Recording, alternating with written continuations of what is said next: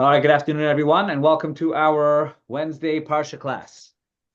This week is a Torah portion of Va'era, which is a fascinating Parsha, miraculous Parsha. It's where we begin, really, the process of redemption begins with in earnest as the plagues begin. And that's really where we want to jump into over here in chapter 12. Chapter 12, verse number 15. Or 14 to be exact. What am I saying? It's not chapter 12. I apologize. Let's go back a little bit. Chapter 7.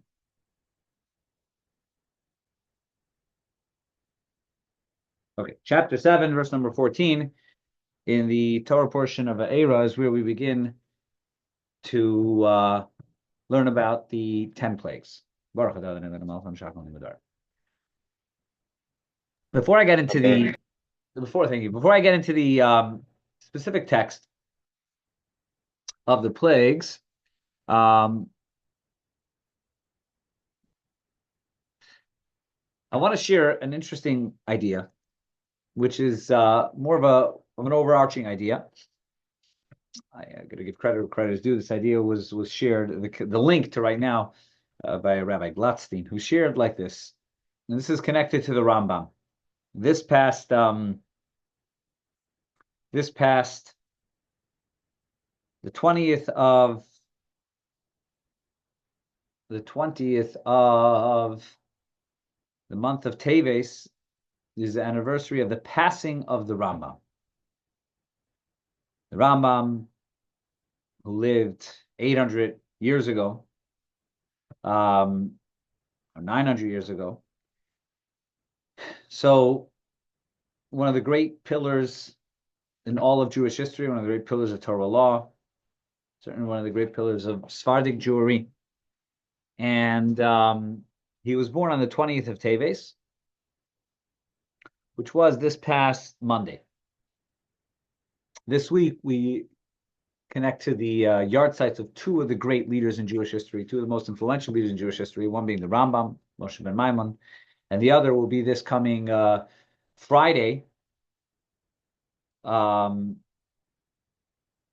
is the 24th of Teves, and that's the yard site of the Alter Rebbe, the Baal Tanya, Shneur Zalman of Liadi. So two great luminaries in Judaism. Now, the Rambam poses a question in regards to the whole story of the plagues and the Exodus, but not so much about the Exodus, more so about the punishment to the Egyptians. That we see again and again that Hashem talks about the warning and the punishment that the Egyptians will suffer from.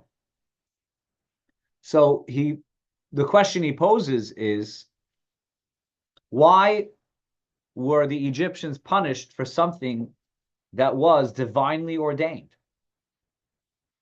Why were they punished for something that was divinely ordained?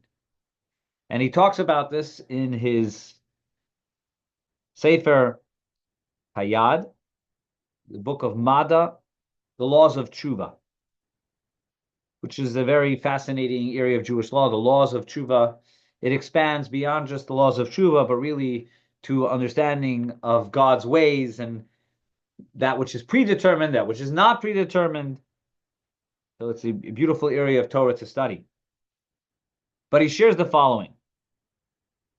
He says, I'm in the middle of chapter 6 of the laws of Tshuva, halacha number 5, in the middle of it.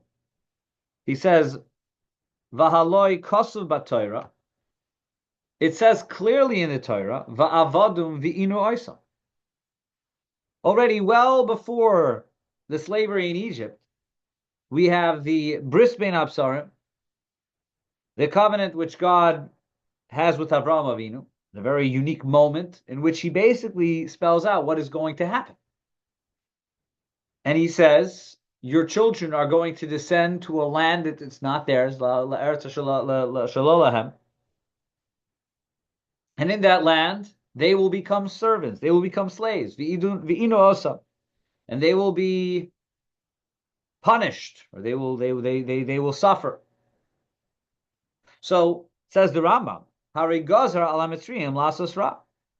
So clearly, God has already promised the Egyptians, decreed that the Egyptians will do evil unto the Jewish people. So if it was decreed that the Egyptians will harm the Jewish people, so then how is it that they are then punished for simply fulfilling God's decree? God decreed that this should happen, and he said so to Avram Avinu already, and they're just playing out the divine decree. You can argue, not only should they not be punished for it, they should be rewarded. After all, they're fulfilling God's decree. So before I share the answer to the Rambam, does anyone here want to try to attempt your own answer to this question? Again, God promised that they would go into exile and they would be slaves. So why are they being punished for that which God promised? Was it because they got assimilated to the Egyptians and they start doing what they were doing, what the Egyptians do? And so it's just pretty much like they just got, with assimilation, they started sinning against God. It's hard to hear. You're saying assimilation? Yes. But what is that? Why is that the Egyptians' fault?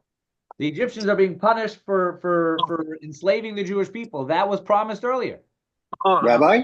Yeah, go ahead. Rabbi?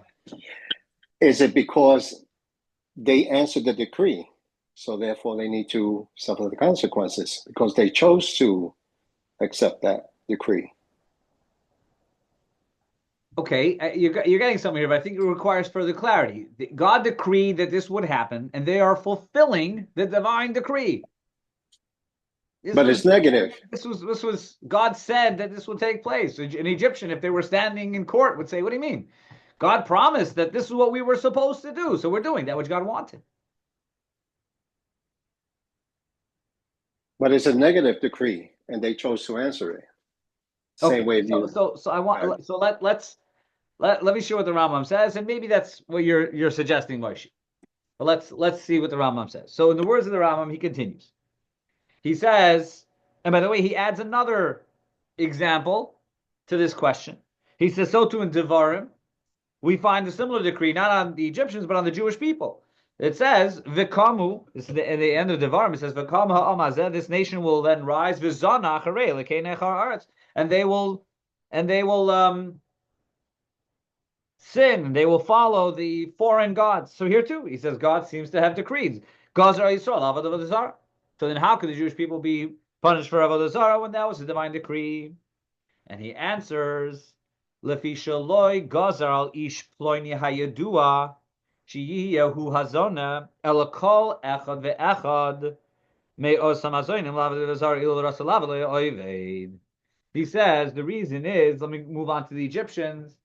He says, even though God says that the Jewish people will be enslaved in Egypt, no single Egyptian was bound to do that. It wasn't as if God said it's certain to be that all the Egyptians are going to do this. Rather, God is saying that it will happen, but nobody has to be part of it. No individual Egyptian has to be part of it. God's promising that this will take place. But any individual Egyptian could have opted out of being a participant in this. And therefore, any Egyptian who was a participant chose, with their freedom of choice, to be part of, as Moshe said, an evil decree. So it was certain to happen. The Rambam says, elsewhere in the Torah, it says, there's always going to be poor people in the land. Talking about the mitzvah of giving tzedakah. There will always be poor people in the land. Is that God giving some sort of decree that any one individual is going to be poor? No.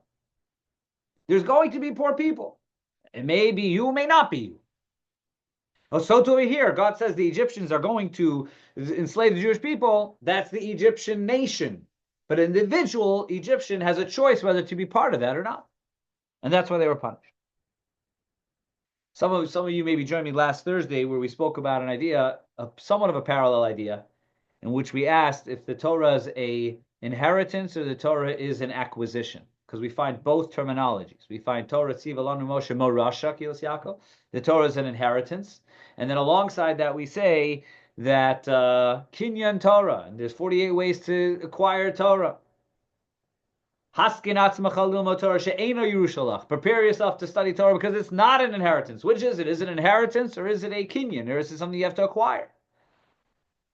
And one of the answers given, an answer which is actually not necessarily widely accepted, one of the answers given is that it's an inheritance to the Jewish people as a whole. God is promising Torah will certainly continue among the Jewish people, but you, the individual, if you want to be part of it, you have to opt in by acquiring, by investing effort and time and energy and money.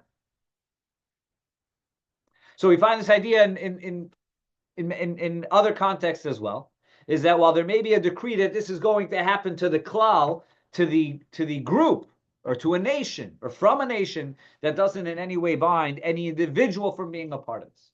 That's how the Rambam answers this question.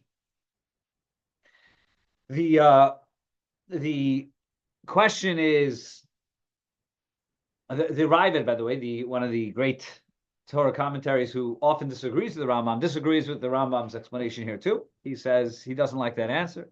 He says, after all, if God decreed, then this is something that anyone who fulfills God's decree is doing a good thing. So he has a different answer. He says, even though there was a decree of slavery, but the level of evil that was carried out and the murders that were carried out against the Jewish people, that went well beyond that which God decreed or promised Abraham would happen. He said there would be slaves. Okay, slaves. We all know from all throughout history, when there's a long history of slavery in the world. And we know that different slaves were treated differently. So the fact that they were slaves, okay, that was meant to be. And arguably, if a Mitzri, if an Egyptian said, well, their God decreed there should be slaves, I'll take a Jewish slave, but he treated that slave with kindness and compassion, okay, so then such a person wasn't doing anything wrong, according to the Rabbi. But the issue over here was that they were particularly brutal and vicious, and that's why they were punished.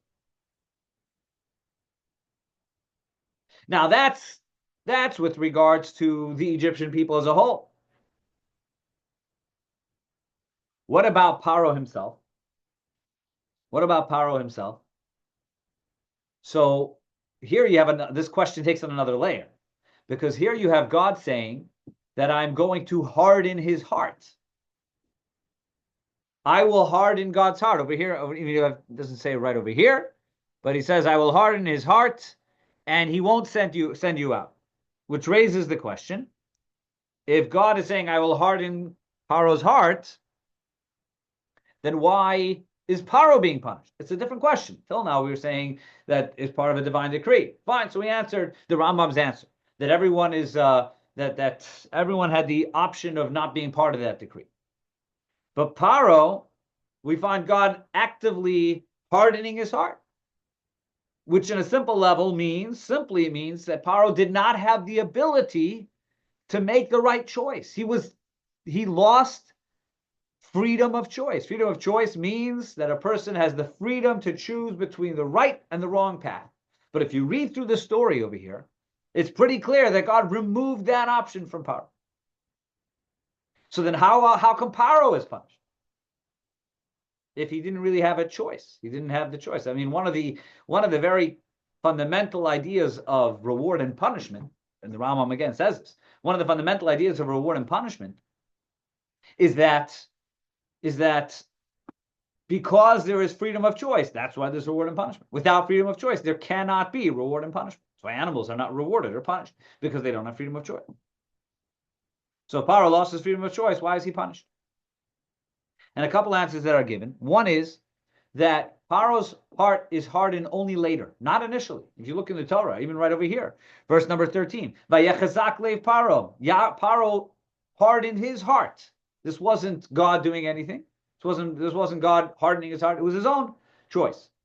And throughout the first half of the story, in each situation in which Moshe comes to Paro, it says Paro on his own was stubborn. And therefore, the first step in the punishment to Paro was that his heart was hardened. That's actually part of the punishment. At a certain point, God said, I'm no longer giving you the option of making the right choice. And that was actually, that was the beginning of the punishment. It's a very severe punishment. And so therefore that's one answer, is that Paro is not punished really for the circumstances in which God hardens his heart. He's punished for when he hardens his own heart. And at some point, God says, I'm taking away the ability for you to make the right choice. And that's actually the beginning of the punishment. And then there's a second idea, which is shared, which is like this. I don't remember who shares this, but it's a pretty interesting point, which is freedom of choice is when there is a fair reason to choose the right versus the wrong. Pirkei Avos says, right? Pirkei Avos says, evaluate the benefit of the sin versus the loss of the mitzvah, right? Or evaluate the cost of the mitzvah. So in other words, you have to evaluate. There's the benefit of the sin is that it feels good, it's enjoyable at the moment.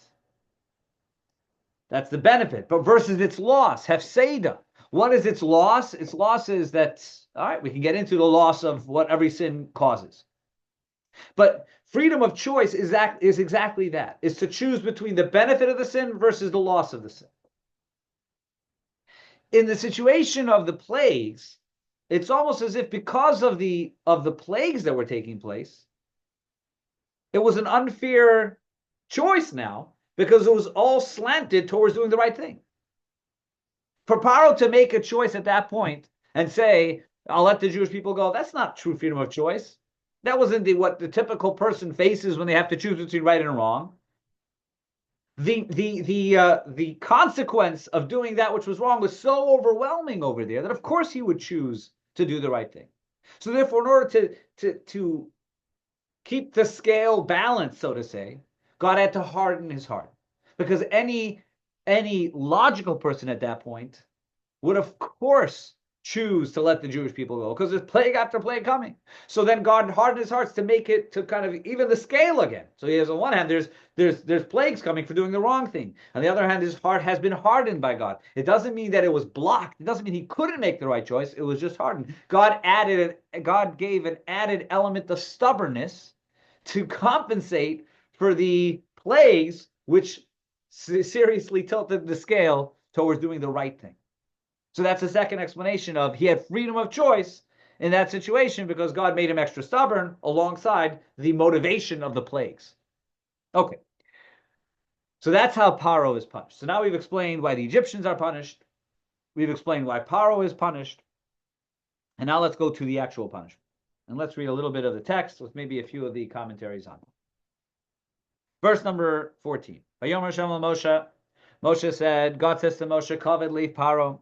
Paro's heart has become hardened, me'in l'shalach ha'am, and he refuses to send the people out. Leich el Paro baboker, go to Paro in the morning. Hine yotze hamayma. He goes to the water, v'nitzafta l'krosa al svasi ha'or. Station yourself opposite him on the banks of the Nile River. V'hamata asher nepach l'nochash tikach biyadecha, take in your hand the staff which turned into a serpent. This mata, by the way, with this staff is a very fascinating staff. The Midrashim talk at great length about it. If you look in Pirkei Avos, it says this was one of 10 unique creations that were created at dusk of the Friday, the final creations on day number 6 of creation, Bein Hashmashos. In that period, right before the Shabbos ended and entered, and creation ended, there was 10 things created, and one of them was this mata, was this very unique staff. Anyway, take that staff and stand opposite Paro. Why stand opposite Paro? So Rashi says the reason he was going to the water was because he went there to relieve himself. Paro pretended to be a god and claimed he had no need to relieve himself. So he would rise early in the morning, go to the Nile, take care of his personal needs. But what's interesting is that we find in the Talmud, the words v'nitzavta l'kroso, station yourself opposite him, is interpreted in 2 different ways, almost 2 opposite ways. One is stand opposite him out of respect. Nitzavta is like standing. It could be understood like atem nitzavim. It's not just standing. It's like standing at attention. So stand opposite him at attention out of respect. After all, he is a king. Or a different understanding of the Gemara is no, stand opposite him to embarrass him, to show that you are in on this secret of his. He's not a god, and he's as human as everyone else. So those are the 2 understandings of the words v'nitzavta l'kroso. And tell him, verse number 16. Hashem Elokei Avrim Shalachani Elecha, God, the God of the Hebrews, has sent me to you to say, Shalach es ami, send forth my people via Avduni Bamidbar, so they may serve me in the wilderness. V'inilo shamata ad ko, you have not listened up until this point. Rashi says there's a medrash, ko is an allusion to the 10th plague, and he was saying you're not going to listen until you get to the word ko, which is the 10th plague. Ko amar Hashem, verse 17. V'zos teda ki ani Hashem. This is how you'll know that I am God. Ki hine anochi makeh b'mata shebiyadi. I will strike the water of the river with the staff in my hand. It will turn into blood. V'nehapchu l'dam. It'll turn into blood. V'nehapchu l'dam, says Rashi, lefi she'eng shamim yordim b'Mitzrayim.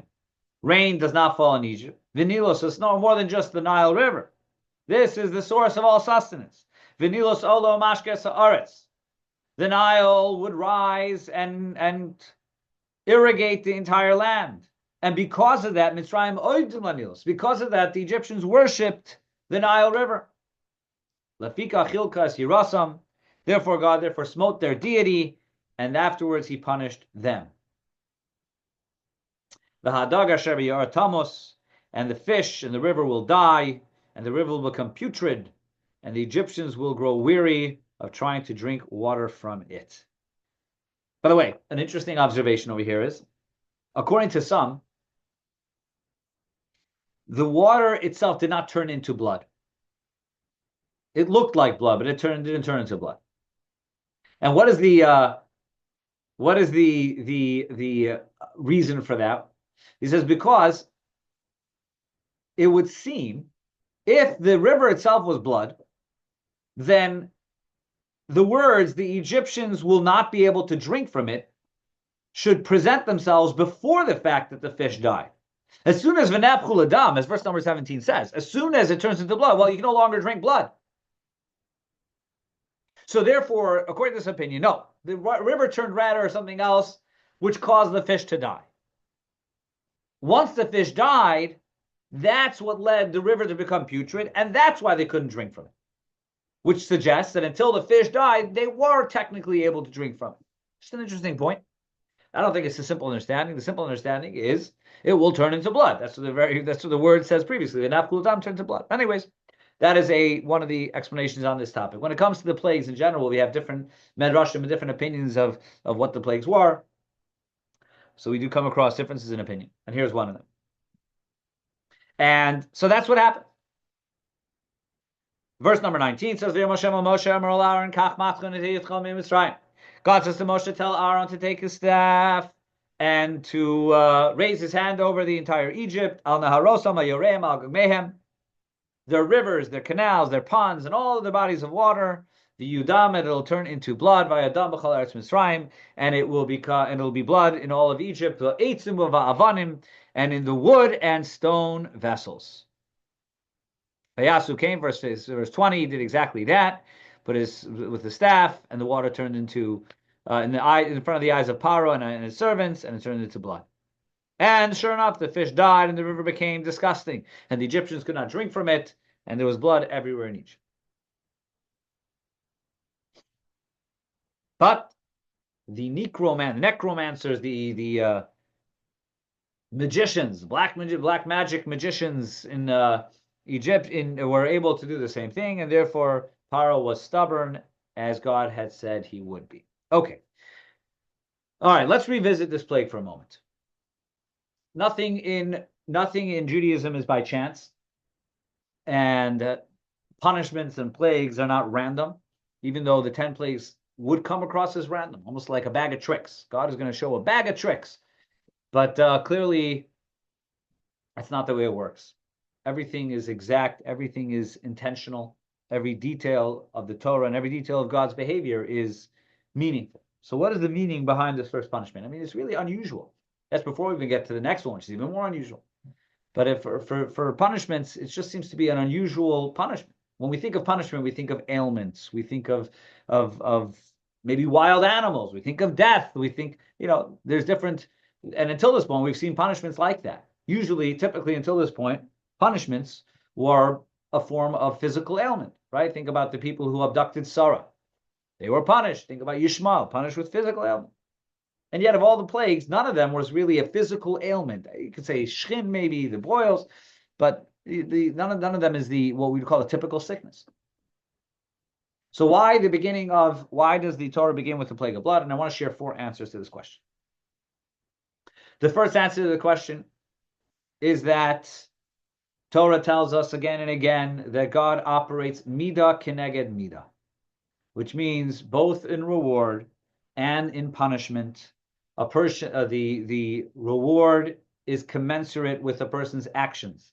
When a person behaves a certain way, God rewards that person connected as a mirror of the action that they have done. Right? Last week, one of the classes we spoke about was how the Gemara says Miriam was rewarded midah keneged midah because she stood and waited by the river for her brother for an hour. So the Jewish people waited for her in the desert for 7 days.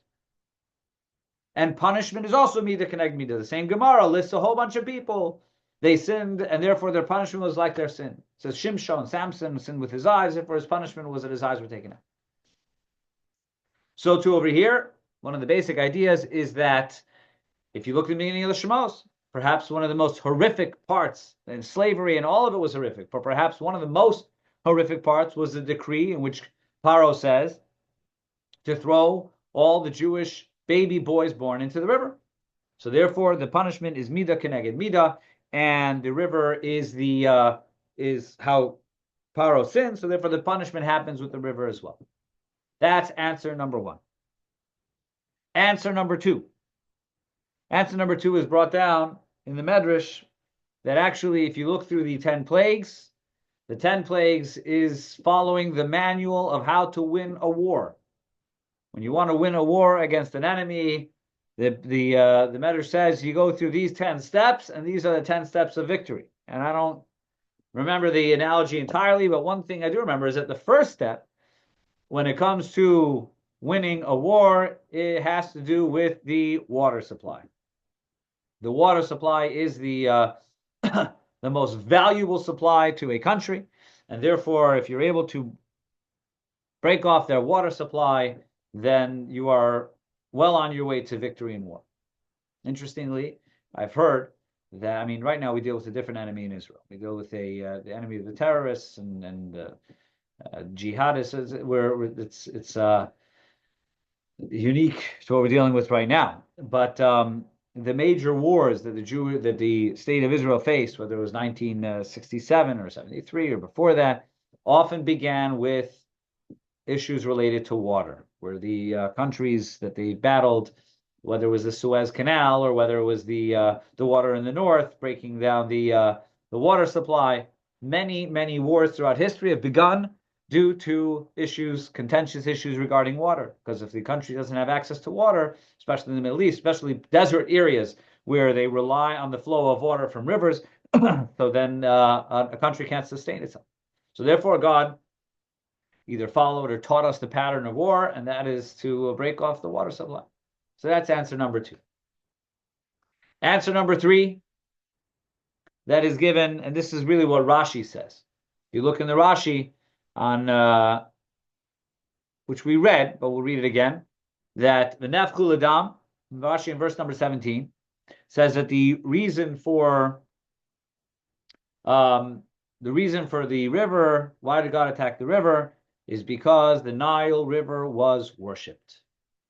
And therefore, the first step that God wants to do in teaching Paro a lesson is that the God that you worship is meaningless and is powerless before me.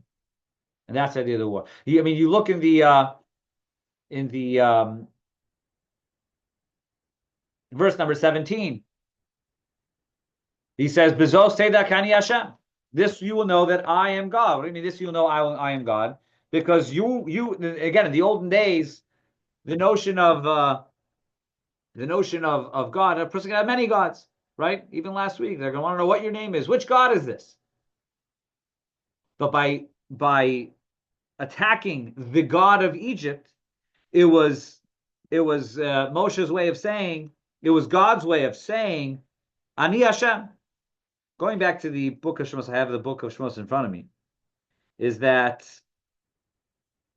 I remember reading this maybe last year, a couple years ago, so I don't remember exactly exact details, but basically you can divide the plagues into three categories. I think it's the first three, the second three, and the last four. And the three categories, each was a response to a quote that Paro said.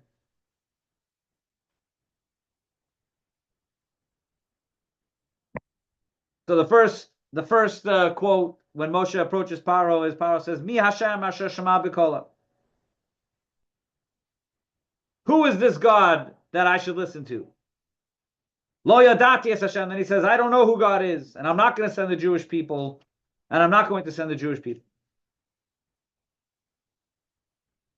So you see that there's three different statements in which Paro rejects God, and the three stages of the plagues, each is there to not just punish the Egyptians, but very clearly, it's not just to ensure Exodus, because then you could have just jumped to the 10th plague. This wasn't only to make sure the Jewish people go free. And it wasn't only to punish the Egyptians. But you see again and again, the goal, or a goal, of this entire process is that there should become an awareness of the presence of God to the Egyptians and to Paro, which is what happens over the course of the 10 plagues. That slowly but surely Paro comes to acknowledge and finally accept completely the authority of HaKadosh Baruch Hu, the authority of God. So again, the goal of the plagues is Exodus, that's accomplished with the 10th plague.